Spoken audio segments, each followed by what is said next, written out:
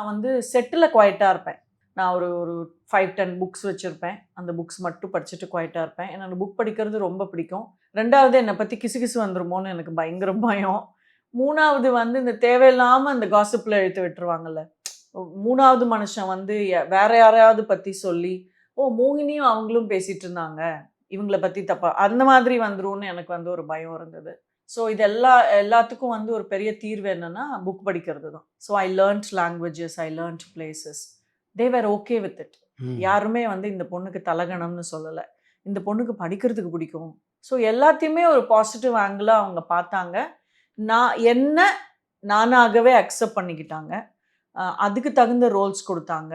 அதே மாதிரி ஜனங்க அக்செப்ட் பண்ணிக்கிட்டாங்க. எல்லாத்த விட என்னுடைய அம்மம்மா வந்து கோட்டயம். ஸோ ஐ ஃபெல்ட் என்னமோ என்னுடைய குடும்பத்துக்கு வந்து ஒரு மறக்கப்பட்ட ஒரு மரபணு அது என்னுடைய குடும்பத்தில். அவங்க செத்து போயிட்டாங்க சீக்கிரமாகவே. அதனால அந்த சைட் ஆஃப் ஃபேமிலியோட எனக்கு பெருசாக டச்சில் இல்லை. ஸோ அதனாலேயும் எனக்கு வந்து I felt more at home.